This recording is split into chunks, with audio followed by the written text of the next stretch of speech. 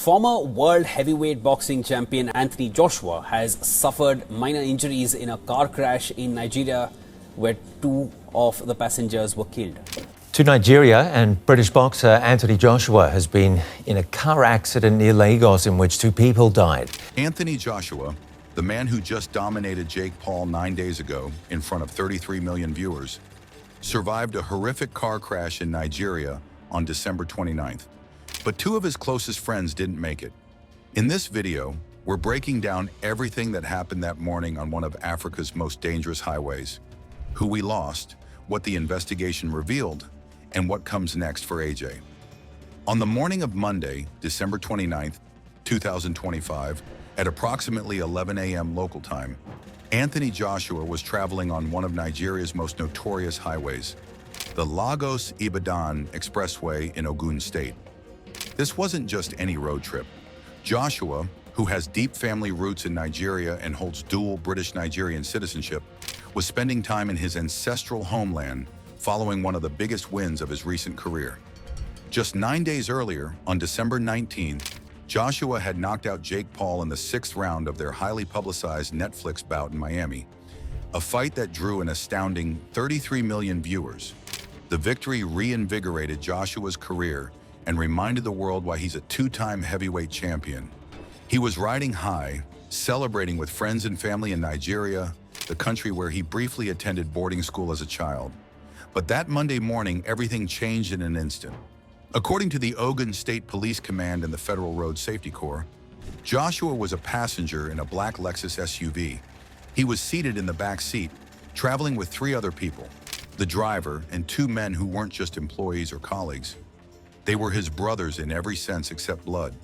The preliminary investigation revealed that the vehicle was traveling at excessive speed along the expressway. According to authorities, the driver attempted what they described as a wrongful overtaking maneuver. In that split-second decision, the Lexus lost control and slammed directly into a stationary truck that was parked on the side of the road.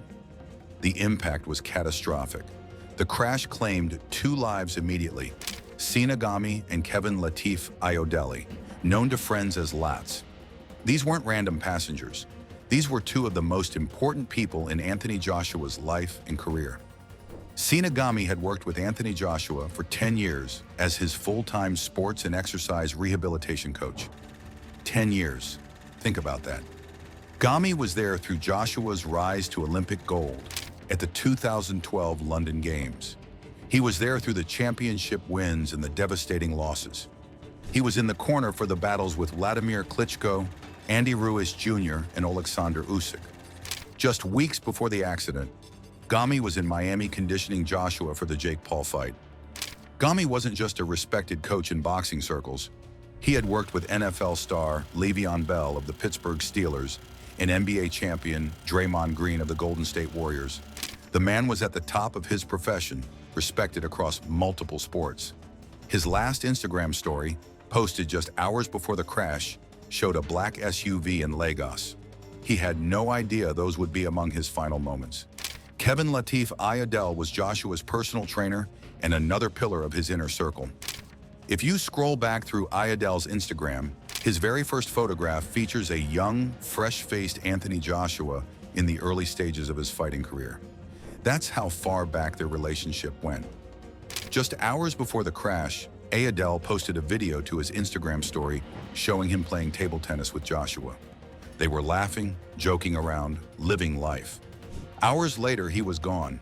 Eddie Hearn, Joshua's longtime promoter, described both men as close friends and team members. But anyone who knows boxing understands they were much more than that. Your training team becomes your family. They're with you at the 5 a.m. road work. They're pushing you through brutal sparring sessions. They're there in the corner, wiping blood from your face, whispering strategy when the lights are brightest and the stakes are highest. These weren't just losses for Anthony Joshua. These were losses for the entire boxing community. Photos and videos from the crash scene quickly spread across social media, showing the horrific aftermath. The images showed Joshua being helped from the wreckage, clearly in pain. Emergency responders worked quickly to extract all occupants from the mangled vehicle. Joshua was rushed to Lagoon Hospital in Lagos, with what authorities described as minor injuries, primarily bruises and what appeared to be soft tissue damage. Given the severity of the crash, it's honestly miraculous that his injuries weren't worse. He was seated in the rear of the vehicle, which likely saved his life. The driver, 46-year-old Adenie Mobolaji Coyote, also survived with minor injuries. He was hospitalized and released on Thursday, January 2nd. But his ordeal was far from over. Joshua remained under observation at the hospital while doctors monitored his condition. According to a joint statement from Lagos and Ogun state governments, medical professionals confirmed that Joshua was stable and did not require emergency medical intervention. Still, they kept him for observation as a precaution. On Wednesday, December 31st, just before New Year's Eve, Joshua was discharged from the hospital, but he didn't go home to rest. Instead, according to Lagos State Commissioner for Information, Gbenga Omotoso, Joshua and his mother went directly to a funeral home in Lagos to pay their final respects to Gami and Ayodele, as their bodies were being prepared for repatriation to the United Kingdom. Try to imagine that moment. You survive a crash that killed your two closest friends. You're still injured, still in shock, still processing what happened, and you have to go say goodbye to their bodies before they're flown home. That's the reality Anthony Joshua faced just days after one of the greatest victories of his career. While Joshua was recovering, Nigerian authorities launched a full investigation into what went wrong that morning on the Lagos-Ibadan Expressway.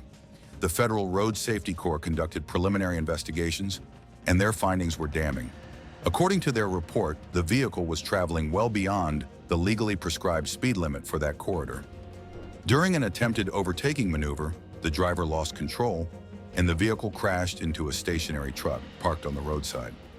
Some early reports mentioned a possible tire burst, but the official investigation from the FRSC pointed to excessive speed and reckless overtaking as the primary factors. On Friday, January 2nd, 2026, just 4 days after the crash, the driver Adenie Mobolaji Coyote was formally charged at the Sagamu Magistrate Court. The charges were serious and multiple. Count 1, causing death by dangerous driving. Count 2, reckless and negligent driving. Count 3, driving without due care and attention, causing bodily harm and damage to property. Count 4, driving without a valid national driver's license. Let that last one sink in. The man driving Anthony Joshua and his friends didn't even have a valid license. Coyote was granted bail set at 5 million naira, approximately $3,480, with 2 sureties required. However, as of the court adjournment, he remained in police custody because he hadn't yet met his bail conditions. The case has been adjourned until January 20th, 2026, when proceedings will continue. But there's another element to this investigation. According to reports, the driver of the stationary truck that the Lexus crashed into fled the scene after the accident. Nigerian authorities have issued a warrant for that individual as well, as leaving the scene of a fatal accident is a serious crime in Nigeria. Here's something that makes this tragedy even more frustrating. The Lagos-Ibadan Expressway has recently been identified as the most dangerous road in Nigeria. According to recent data, this highway recorded more than 600 fatalities over a 27-month period. 600 people dead on one stretch of road.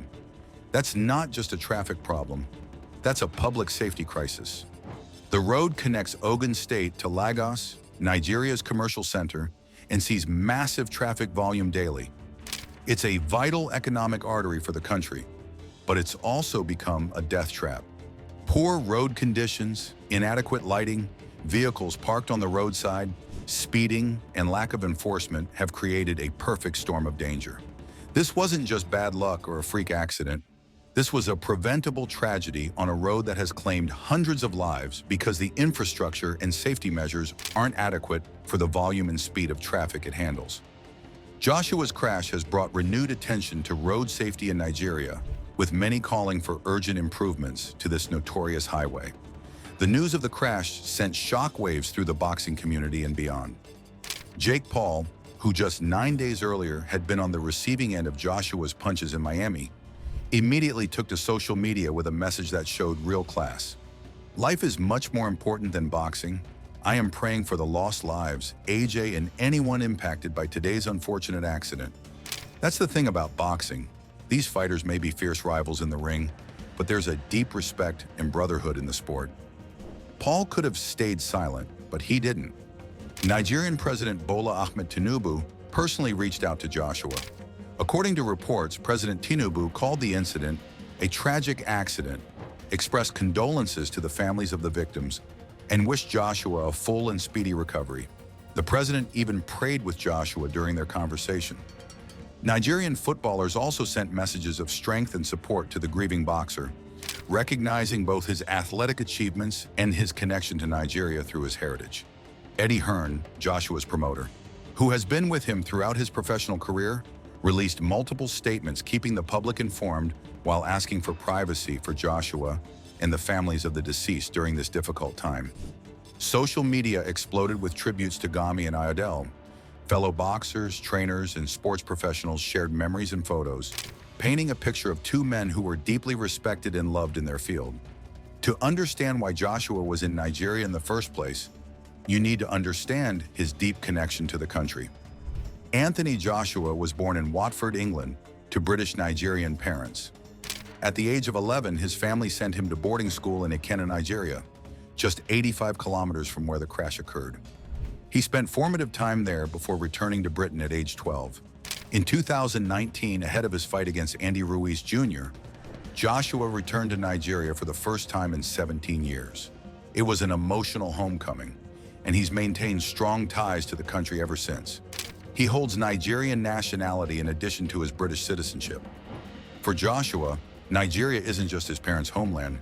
It's a place that shaped him during his youth, a place he maintains family connections, and a place he's proud to represent. That's why, after his massive victory over Jake Paul, he chose to spend time there, celebrating with family and reconnecting with his roots. That decision, that celebration of his heritage and success, ended in unspeakable tragedy. As of now, Anthony Joshua's whereabouts are not publicly known. After being discharged from the hospital and paying his respects at the funeral home, Joshua has understandably sought privacy to grieve and recover. The boxing world had been expecting big things from Joshua in 2026. There had been serious talks about a massive fight with fellow British heavyweight Tyson Fury, a bout that would have been one of the biggest all-British heavyweight matchups in history. Both fighters have expressed interest, and it seemed like 2026 would finally be the year it happened. Now everything is uncertain. How can Joshua think about training, about fighting, about the next step in his career when he's just lost two of the most important people in his corner? How do you climb back into the ring when the men who helped you prepare for every fight are gone? There's no timeline for grief. There's no training camp that prepares you for this kind of loss. The legal proceedings will continue.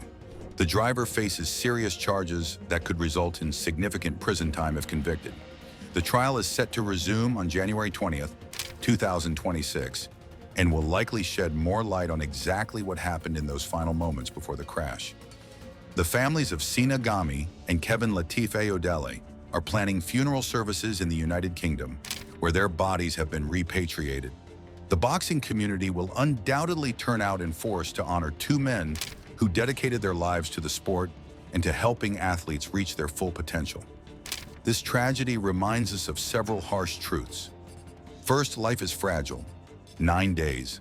That's all it took to go from the highest of highs, knocking out Jake Paul in front of 33 million viewers, to the lowest of lows. 9 days from celebration to tragedy. Success, fame, athletic prowess, championship belts. None of it protects you from the randomness and cruelty of fate. Second, road safety matters. This wasn't an act of God. This was a preventable accident caused by excessive speed, reckless driving, and a driver who didn't even have a valid license. The Lagos-Ibadan Expressway's horrific safety record demands urgent action from Nigerian authorities. How many more people have to die before real changes are made? Third, the people in your corner matter more than the wins and losses. Anthony Joshua has won world championships, Olympic gold, and millions of dollars. Please leave your condolences and thoughts in the comments for the families of Sina and Latz and for Anthony Joshua during this incredibly difficult time. If this video gave you the information you were looking for, please consider hitting that like button and subscribing to the channel.